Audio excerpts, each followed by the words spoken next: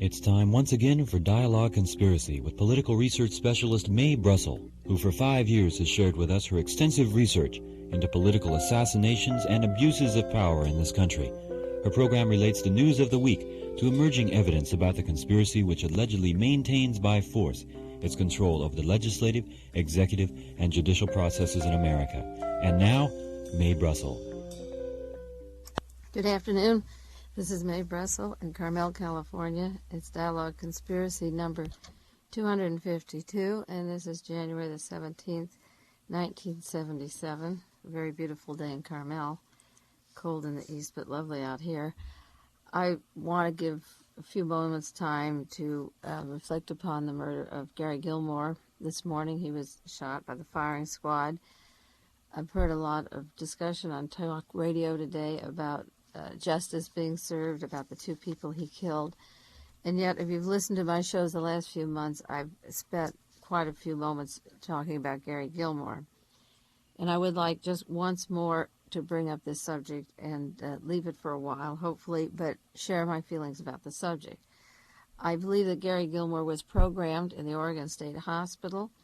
He got special treatment in a special treatment center. He was the victim of massive electroshock.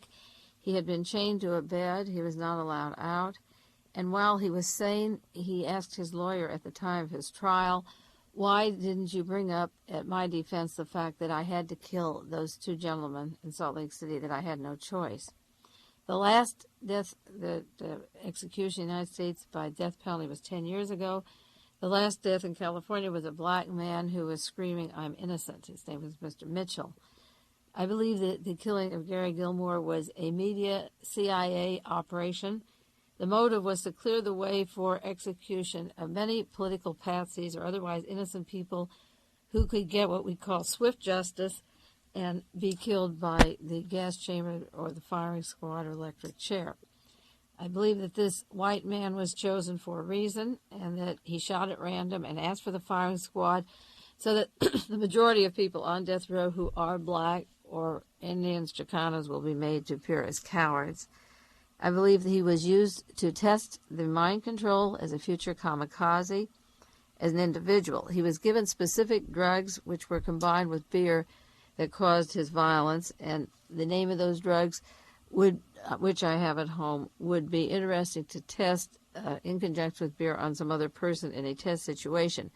At the time of the Altamont concert in California, where the Rolling Stones were singing and a gentleman was stabbed and killed, Mr. Meredith, right on cameras while the music was going, the Hells Angels had been given drugs that were made in a laboratory in Berkeley, combined with beer that caused them to go insane. And there were multiple beatings, and there were 4 deaths that evening, and one was photographed and put into the movie Gimme Shelter. The Gary Gilmore story will also make a movie. The biggest problem in the United States and in the world, I feel, is the control of the minds, the war on the minds. I think it's the most important thing that's happening in this 20th century. I think it's as important as the making of armaments or atomic bombs. I believe it is more devilish and more evil to use a person's mind, whether it's media on brainwashing or even, say, a small child in their home or the collusion of teachers teaching them misinformation or wrong information in a school. But with the alteration of drugs and psychosurgery and brain implants, electrode implants, and radiation to alter a man's thinking and hypnotism, I think we're in an area that was paved, the way it was paved by Adolf Hitler and the German psychiatrists, and then they came to this country and continued it.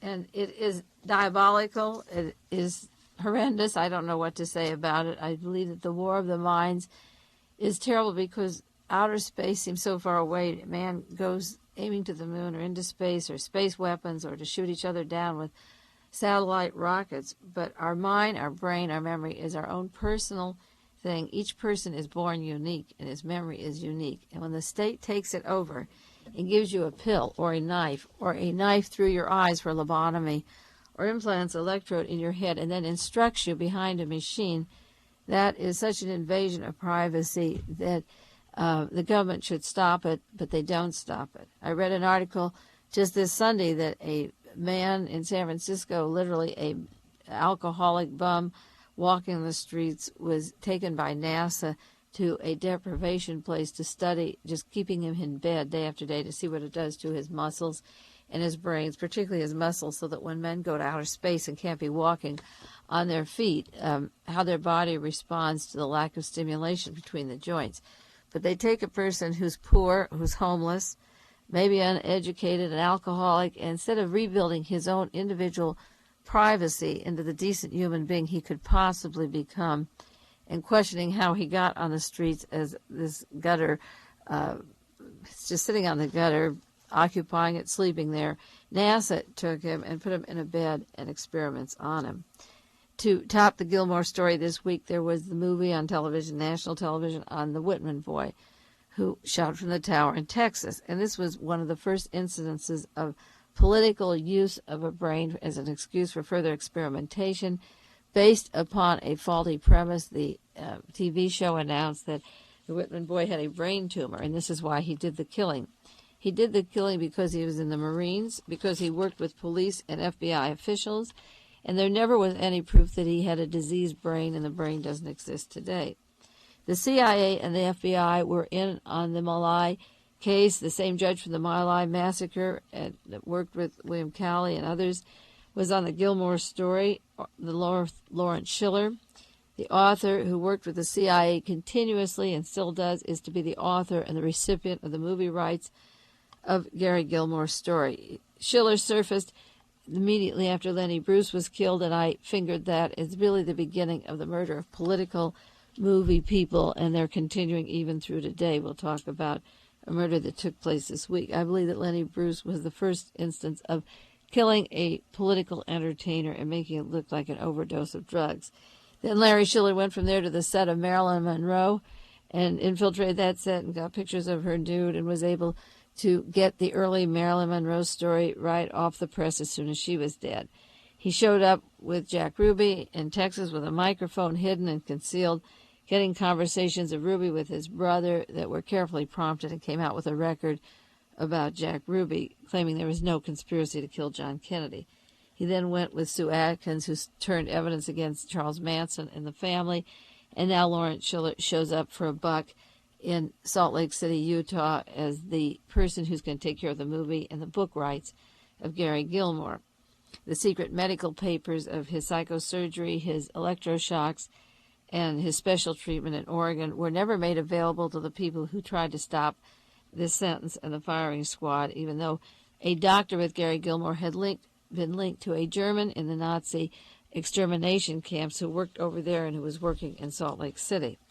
And next to Gary Gilmore was an FBI informer, a cellmate who sent out letters that were published in the newspapers the last few days and could possibly have been the source of drugs for the suicide attempts that became dramatic and kept him in the news not one time but twice. If he was able to get drugs in the prison the first time and almost died, depriving us of this blood spilling in Salt Lake City, it's very strange that a second time around with cameras on him and no girlfriend to come see him and nobody who could possibly give him drugs, that Gary Gilmore got drugs a second time. But when you find that his good friend, cellmate close by is an FBI informer, you know that that man can have access to the drugs that Gilmore took the second time. The media is not through with the Gary Gilmore case. This evening, Bill Moyer will do a television show on Gary Gilmore, The People versus Gary Gilmore, and of course is being produced by CBS News.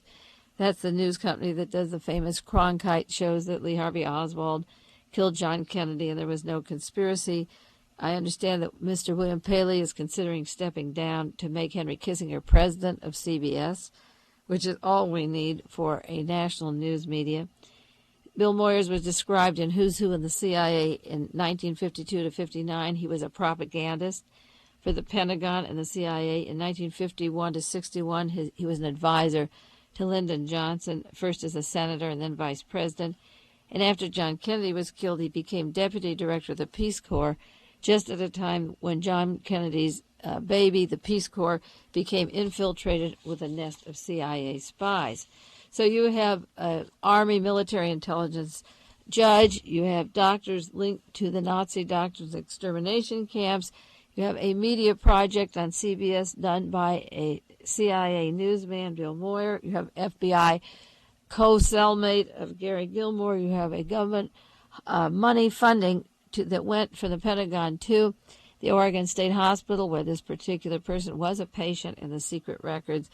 And I think that, as I say, it's a tragic thing that the circumstances under who was handling the Gary Gilmore case and who was doing the special treatment in the hospital and what kind of treatment he had should have been investigated, because I think he was programmed to say that he wanted to die and he wanted a blood spilling in this state, because this is the only state of the 50 that does that ritually does blood spilling, because it's a religious state and the Mormons believe in spilling blood for blood. And it's a state heavily infiltrated with CIA agents and members of the Defense Intelligence Agency. The script is a total wipeout, and that's why it's so sad. I feel sorry for the two people that were murdered, but I feel that we can't protect ourselves against these senseless crimes. They're called motiveless or senseless unless we stop the programming, because everybody walking down the street is a potential target if the government is programming people to kill. And that's why it's so important to go into the medical records and find out what happened to Gilmore. But his brain and body are not available. He was cut up, went to a hospital 25 miles away, and every part of his body that was available was cut up for science, and the bones will be buried wherever the family wants them. So even in that case, we can't get to his head to even see if there's an electrode. The gentleman has been sliced by now, and it's too late. Meanwhile, in the news along those lines, I see there's two other murder cases that don't get the same treatment that Gary Gilmore gets. One was just in today's news about a father murdering his son. He murdered his pride and joy. It was in Texas, Oregon City, Texas. A man named Mr. Griggs murdered his son October 31st. He folded his hands on his chest when the boy was asleep, the man, and put a bullet in his temple. And he said the reason he did it was that he had dropped out of school and he was taking courses, correspondence courses, but he was taking marijuana. He wasn't on anything like a needle or heroin, but he took some pills and he took marijuana and he drank cheap wine. And the father said that he was my pride and joy. He was a good boy. He was a good athlete. He was easygoing, and when he dropped his sports activity and let his hair go too long, he wanted to finish school, and he did by correspondence. But his father wasn't happy with that. He said he wasn't a drug addict. All he had was Valium and marijuana. So he went to the room and got a .22 caliber pistol, and he shot the boy in the head and killed him. And he said, I don't care about the consequences. He's better off dead. Well, there was a trial in Texas this last week, and the jury deadlocked 9-3 in favor of an acquittal. And the neighbors came to him, two different men, and said that after the trial, they had also thought of killing their own children. So the man is free. He's on probation. He wasn't sent to jail. A man, 18-year-old, is old enough to go to war to defend his country. His father has the right to own him, evidently. When you give birth to a son or daughter, you must have the right to own them and kill them, because they acquitted him and didn't like the marijuana and the long hair.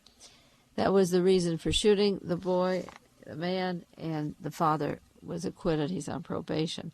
And Claudine Longette was found guilty of charges in Aspen, Colorado, of murdering her lover this last week, and she said that she intends to go back to teaching elementary school. She's been teaching French songs to second graders. The children think she's great. She was convicted of criminal negligent homicide in the death of her lover. But she said that she intends now to go back. The trial's over. She'll go back to teaching school in the second grade. She wasn't home on the weekend. She has a very expensive chalet there in Aspen. She was spending the weekend with rock star John Denver or movie star Jack Nicholson, and maybe she'll be back teaching school as soon as her sentencing. So there's a little difference in the justice here in America of what happens when one person kills and is taken off and drugged and programmed, and when other people are allowed to kill their own son or their lover, and they are found to get a very slight tap on the hand. The problem with the death penalty and the firing squad is that so many of these cases get off. I heard today on the news that Jane Russell's son, he killed a Mexican farm worker in Santa Barbara, and he got a sentence of 9 months, and he'll be off. It seems that the law allows you to kill members of your own family or minority people or lovers, whatever you want. If you are up a certain economic bracket and you're well known, murder is allowed, and this is one of the reasons I feel so very strongly against that death penalty.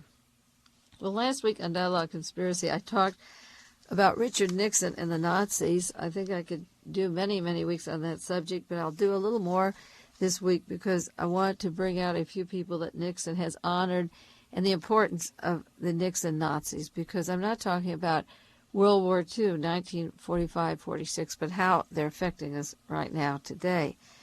I talked, just to review just briefly last week, I talked about a gentleman named Nikolai Malaxa, M-A-L-A-X-A, who supplied steel and rubber and ammunition to the fascist Iron Guard in Romania and Eastern Europe.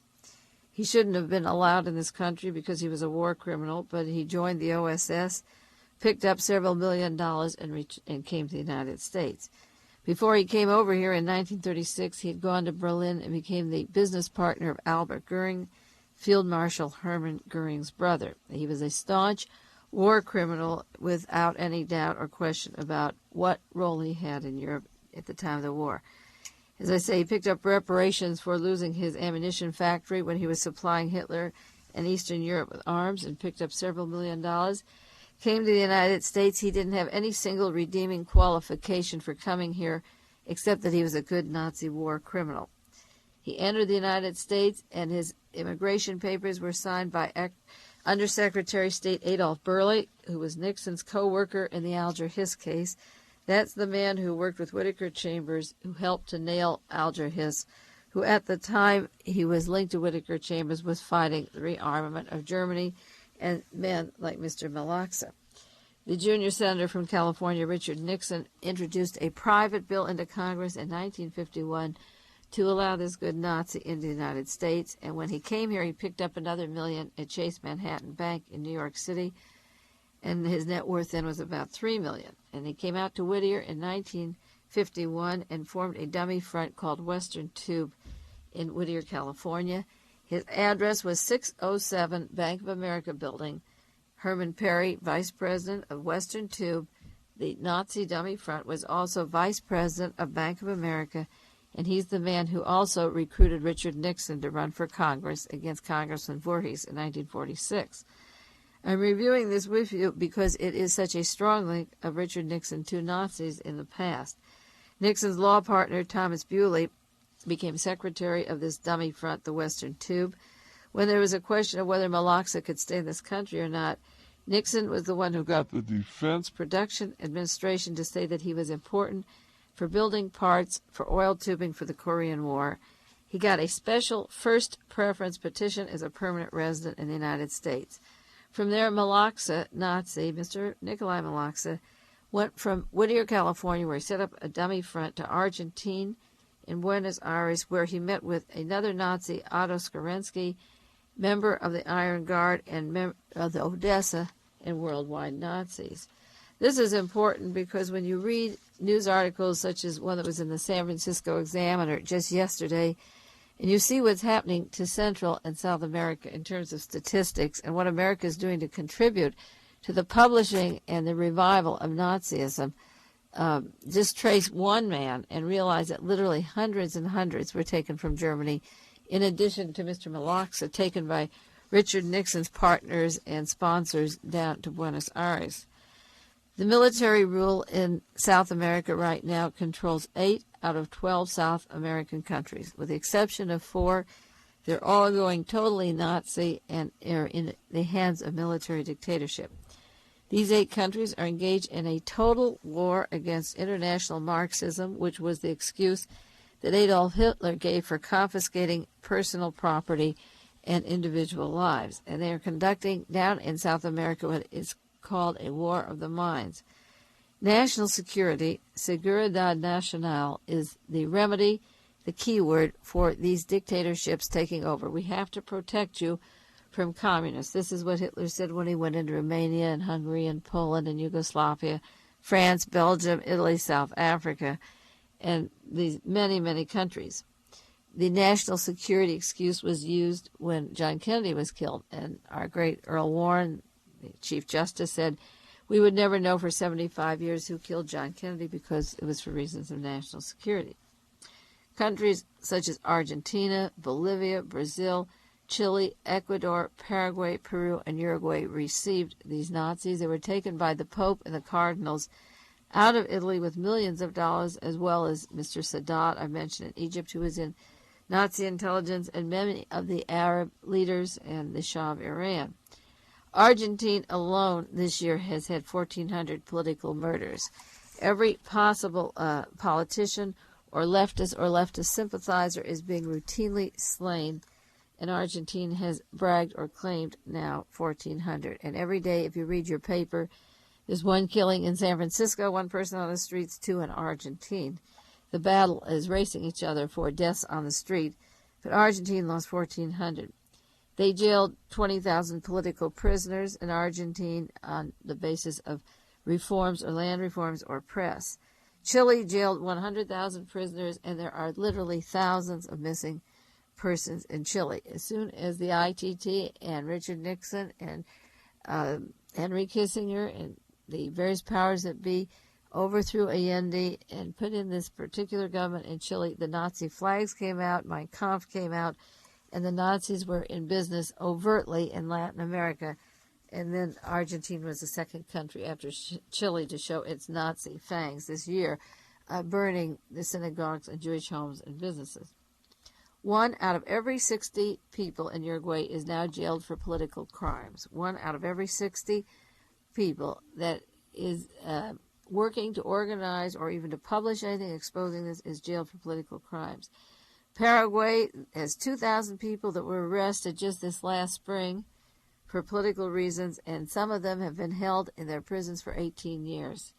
They can't be heard or seen. They're in there for 18 years. Bolivia and Brazil have been accused of torture. It's common. It's widely documented. Chile has been accused of torture, and the torture is being made by American instruments, and the police are being trained in the United States, in Texas, and Washington, D.C.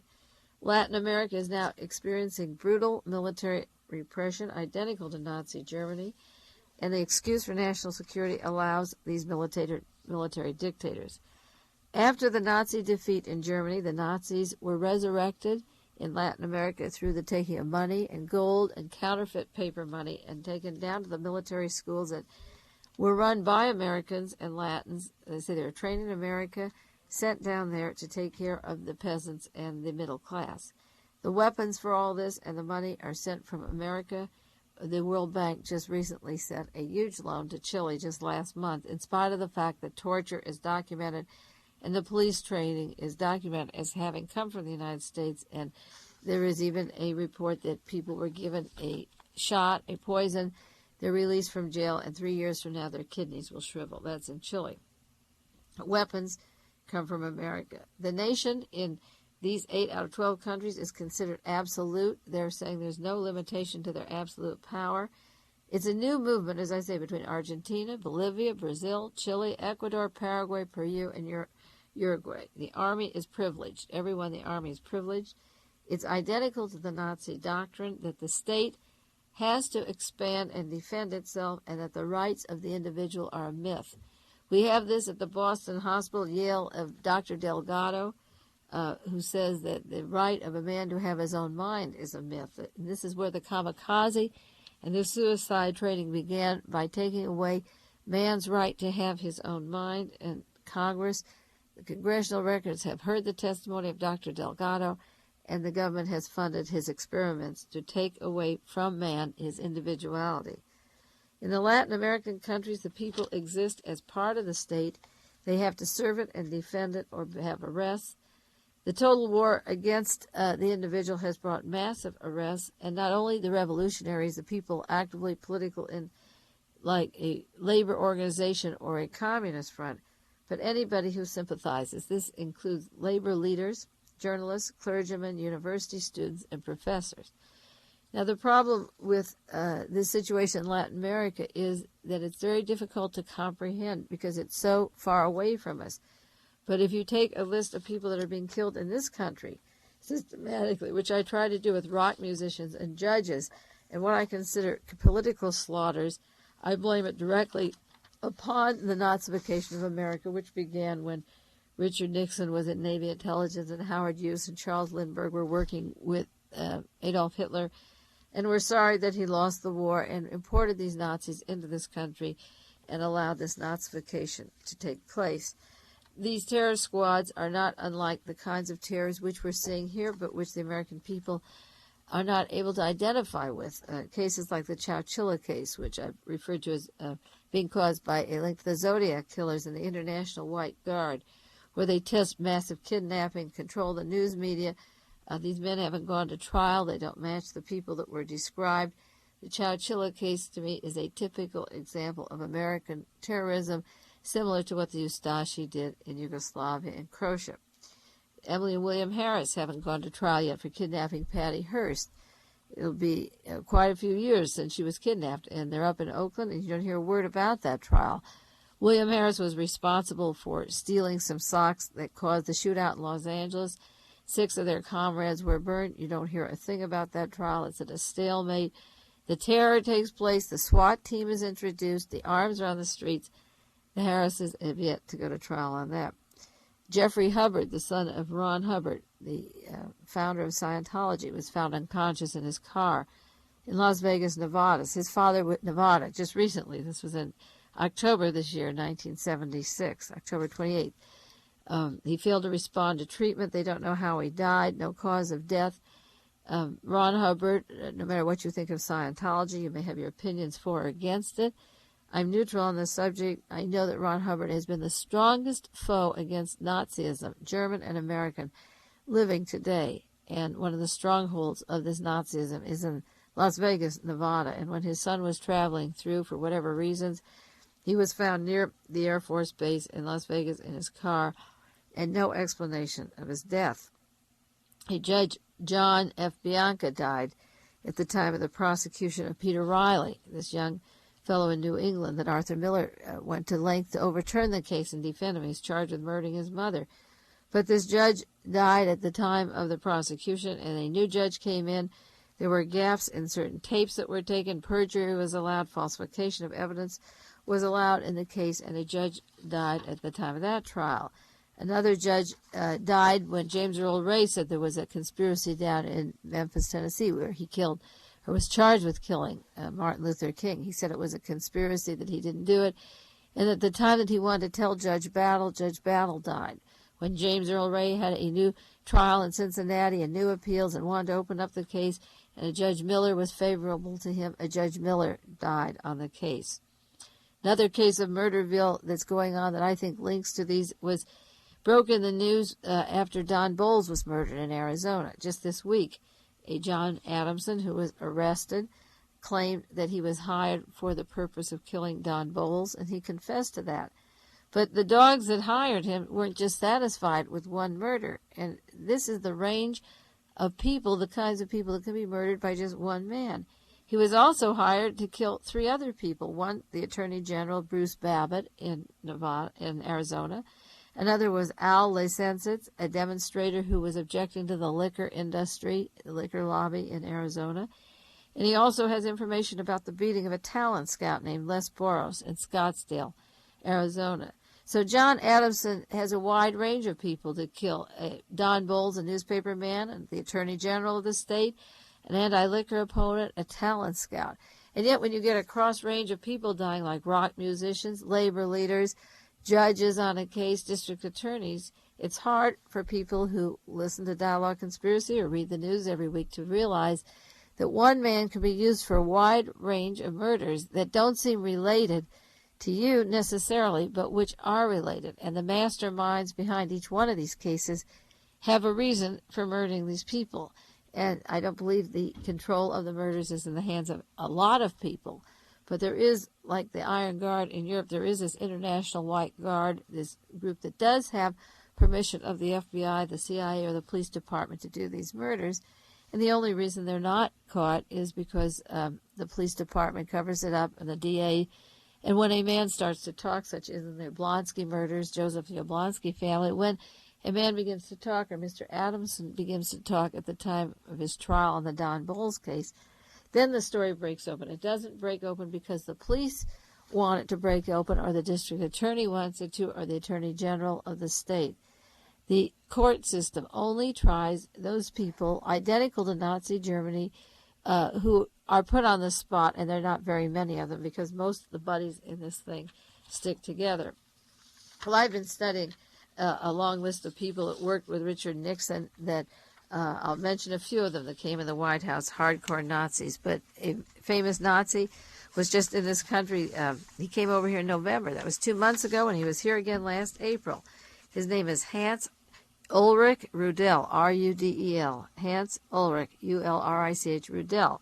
Rudel was Hitler's favorite Nazi pilot, Air Force pilot. In World War II, he was the greatest flying ace that lived that Adolf Hitler had. He was active after the war in neo-Nazi activities. And this year, in 1976, in November, the U.S. generals from the Pentagon invited him to participate in seeing our new jet fighter, the A-10. The Air Force invited him. It was built by Fairchild Industries, and nobody in the Air Force will say who invited him, but he came to this country. Rudel claims that he knocked out 500 Soviet tanks during World War II. At the time, the Soviets were our allies, and Hitler was the enemy. And adding fuel to the fire, he was the world's leading expert on airplanes, and the Pentagon wanted him here to see our fleet and give advice about our fleet in 1976. He was decorated by Hitler's Air Force. He sunk a Russian battleship.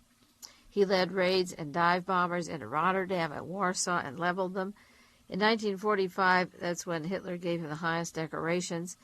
And then when the war was over, he surrendered his airplane on an American airfield in Bavaria and became the darling of the reconstruction of Germany after World War II. That's why people like Otto John, the German citizen who wanted to weed out the Nazis, were discredited and taken out of the government by our CIA, because the OSS and the CIA were meeting with people like Hans Ulrich Rudel and giving them a position of prominence in Germany. Rudel represents right now Western, German, and American companies in South America. He still travels between America and South America. If you wonder why those 8 countries are becoming more and more Nazified with Mein Kampf getting out and new books coming out. He was viewed after the war as an unrepentant Nazi. He stayed active in the Socialist Reich Party, which is neo-fascist. He was banned from his books from young readers, school children, because he's still so Nazi. He's a strong rightist, and he was allowed into this country this last November to view our jet planes, and then goes with his Nazi mentality from our Pentagon down to Latin America, where he represents these companies. The same gentleman, Colonel Hans Ulrich Rudel, was in Chicago in April of 76. So he comes quite frequently to the United States. He came here in April, and he came here again in November. And he worked with the Odessa, the Nazi SS officers who were planning to rebuild the Fourth Reich. He was described in Ladislas Farago's book, Aftermath, pages 185, 186. It says the Jesuit priests helped the Nazis escape. Rudel began to start with a large electric manufacturing firm, which is his dummy front, and he visits his office or station in Chicago, and he works with a manager of a restaurant in Chicago. He is a Nazi who has never repented, who works between Germany, our Pentagon, Chicago, and Latin America. And he's very active still with Nazism, and the old Nazis have not died by a long shot. Many people think the war was a long time away, but it wasn't. And for some of you who never ordered the Senate hearings at the time of the Watergate, the Senate Select Committee on the investigation of the Watergate, I brought to read to you some pages about a former member of the Gestapo who worked for Richard Nixon in Miami at the time of the Watergate, to show you the wide variety of services these people can still perform. This is from Book 11, The Presidential Campaign Activities of 1972. A witness was called by the name of Robert Bentz, and he testified that he lives in Lutz, Florida, and he's a member of the Young Republicans. I'll skip this and read you some of his testimony. He's a member of the Young Republicans Club down there, and he was hired by Donald Segretti for the purpose of disrupting the Democratic conventions and have hecklers and pickets and infiltrate the campaigns in 1972. Donald Segretti gave him money for this job. He worked for him, and he acquired pickets at the rallies where Richard Nixon was, and trying to discredit Nixon and making him think the Democrats did that. He hired pickets, and he hired people to bother Senator Muskie and discredit him by making remarks that Senator Muskie was against blacks, and he began his racism in sending out letters about Muskie and his racial slurs. Mr. Bence was asked about a man named Duke that he hired as a provocateur in the Miami area for the 1972 elections, and they asked him about Mr. Duke. Mr. Lenser from the Senate investigating staff said, "Did you know anything about his background?" Mr. Bence said, "Well, he told me he was a former member of the Nazi Party." "Did you discuss the possibility of using him to disrupt Muskie's train and furnishing false information about the schedules?" He said, "Yes." "Did you make signs for Wallace?" He said, "Yes, such as, if you liked Hitler, you'll love Wallace." They wanted to turn people, the Republicans, against George Wallace so that Richard Nixon would get the Wallace votes. And they also worked with the American Nazi Party to register the Wallace people against Richard Nixon, get the votes for Richard Nixon. They had signs that said, "A vote for Wallace is a wasted vote." They made 500 or 1,000 of these, and then they made signs, "Help Muskie support busing our children," so the Southerners would believe that Muskie wanted racial integration and vote against him. They sent letters out saying that Senator Jackson and Humphrey were homosexuals. This is Mr. Bence, the Nazi. And they had picnics where they invited people. There was no food, and they sent food where people were not invited, and the Democrats were charged with the bills. And then they sent food with picnics. It said, "Going back now to the picnic where chemicals distributed. Did you tell the FBI who interviewed you in this May of this year for the Muskie picnic on Sunday, and a chemical was distributed?" And he said, "That is correct." "And you sent it into the picnic area?" And he said, "I didn't do it, but Mr. Bence was helpful." This Nazi from the SS Gestapo, he goes later and testifies, worked with Adolf Hitler and the Gestapo, was sending chemicals into the picnic area where people had lunch for Mr. Muskie. And the commission didn't ask what chemical they used. There could be some poison that would get into their system later, but that question wasn't asked. And they asked him about other demonstrations that he did and working for Donald Segretti. And Mr. Bence was hiring this Nazi to work with him, and he knew that he was from the Nazi Party. They circulated information, as I say, about the homosexuality of campaign people such as Hubert Humphrey and Senator Jackson, and used their stationery. They broke in the office and used their stationery for this kind of activity. Then Senator Talmadge said, "I believe you had two subordinates helping you with this kind of work, throwing chemicals in buildings, chemicals at picnics, and so forth. One was named Mr. Duke, and the other one was Mr. Herring. Is that right?" And Mr. Bence said his name was Duke. And Senator Talmadge said, "Did Mr. Herring tell you that this man Duke was a former SS officer for Adolf Hitler's stormtroopers?" "Correct." "Did you feel that being trained by Adolf Hitler and his stormtroopers particularly qualified him for the duties that you assigned to him?" Mr. Bence said, "I don't know of any training school that would train him for this work. Were not the activities quite similar? Did not Hitler's Nazi stormtroopers perform similar activities to what you were engaged in Florida?" "I wouldn't know that, Senator." Senator Talmadge said, "You have read some history of the period, have you not?" "Correct." "You read The Rise and Fall of the Third Reich, I take it?" "Correct." "Are not the activities of the Nazi stormtroopers, what you did in Florida, similar?" "I don't recall if he ever did that or not." "I thought they were. I read a lot about this," said Senator Talmadge. "A lot of falsified documents during the era of Hitler, and labels and slander about their opposition. It was one of the ways, as I recall, that Adolf Hitler achieved power. Do you think Duke carried on his activities in an exemplary fashion in the manner? Do you?"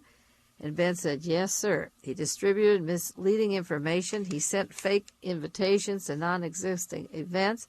He issued false press releases. He sent stink bombs through offices. He circulated libelous and untrue letters to the candidate of the opposition party. He defiled the phone bank. He carried on this chemical warfare at a picnic." And Senator Inouye said, "Do you consider ordering supplies, food, beverage on behalf of an opposition candidate with no intention of payment as being legal, ethical, or moral?" And he said, "No, sir." "Do you think disseminating this information, false and scurrilous attacks on these congressmen should be continued. And he said, no, but I was not justified, but I was prompted. And Senator Ervin said, well, Cain felt it was proper to kill his brother Abel, and he didn't offer much justification. So Hitler didn't leave Nazi Germany. He was down in Florida multiplying his little solutions, his final solutions to political control, even in Florida at the time of the 1972 elections. And you're going to be reading a lot in the news in the next months to come about the deportation of Nazis. Many Nazis came here beginning in 45, 46, brought by the FBI, brought by the CIA, all over this country to hospitals, schools, universities, particularly defense industries. But when certain people caught on to the fact that they signed an oath saying they'd never belonged to the Iron Guard or never killed people in extermination camps, that was a legal loophole because they were not supposed to come in as Nazi criminals. So in order to make their entry into this country perfectly kosher, the government, the State Department, and Richard Nixon passed through the Immigration and Naturalization Service a new law in 1952 which made the deportation of suspected Nazis almost impossible, because the new law said that you could not deport a man because he was a Nazi. And this is a quotation from the law. It holds true even if he did the most horrible things. So Nazis that came into here after 1952 probably can't be deported, even if they lied about whether they were Nazis or not before. And there will be deportation proceedings on maybe 50 to 7 Nazis who came into this country immediately after the war through the OSS and CIA, who are living fairly quiet lives, and we don't hear much about them. There is an interesting gentleman whose name came up with regards to the research of my assassination. His name came up just in the news this October, and I've never heard about him through the years, the last 12 years, except for this one article, and his name is Frank Negay. And a large article came out in the Washington Post that he lives on a farm in Virginia. He's got a large farm, a 12-room home, 130-acre dairy, and he lives with his family, and he came over here. He was the premier of Hungary, and he came here in 1947. And according to the Washington Post article, he brought nothing with him from Hungary. But according to the Torbett document, the allegations of an alias of a lawyer in the Southwest, Frank Negay was named as the man who had the umbrella at Dealey Plaza. And it said that he had a gun that the CIA has confirmed they've made inside of umbrellas, that when the umbrella goes down, the gun goes off. And Frank Negay was allegedly at Dealey Plaza. The story is that Edgar Hoover brought him to this country and gave him millions of dollars, several millions of dollars, and that he was one of the people at Dealey Plaza. And the researchers have never been able to show the interest to look for him, locate him, compare his face to that umbrella man 13 years ago. I now have a picture of Frank Negay, if we could blow up the picture of the umbrella man at Dealey Plaza. But when we read that Mr. Nikolai Malaksa, landed here and was given $3 million from the OSS, the State Department, and Chase National Bank, it's possible that Negay did come and get millions of dollars when he came here from Hungary and did serve a purpose at Dealey Plaza, because the story in the Washington Post is that he's earned the money for this large farm and home by lecturing and writing. And to my knowledge, I've never seen a brochure, an instance of where he lectured in this country. Correct me if I'm wrong. If any of you have ever heard him give a public lecture, it would be interesting to write to the State Department or the Internal Revenue and find out where his money came from and which colleges he did lecture at, because maybe his money didn't come from lecturings. Maybe it did come from Dealey Plaza, like these other refugees and these other Nazi sympathizers. Well, our time is up. Once more, I could talk for hours on Nazis in America that are affecting us today, but I think you get the point. Be sure to read that book by Mr. Blum on the search for the Nazis, and I have a good bibliography of books on the Nazis. If you contact me, I can copy it off for you. That's it for today. This is Dialogue Conspiracy in Mae Brussell in Carmel, California, and I'll see you next Monday. This has been Dialogue Conspiracy with political research specialist Mae Brussell, who for many years has been researching the facts behind political assassinations and conspiracies in this country. Dialogue Conspiracy originates with KLRB-FM in Carmel, California.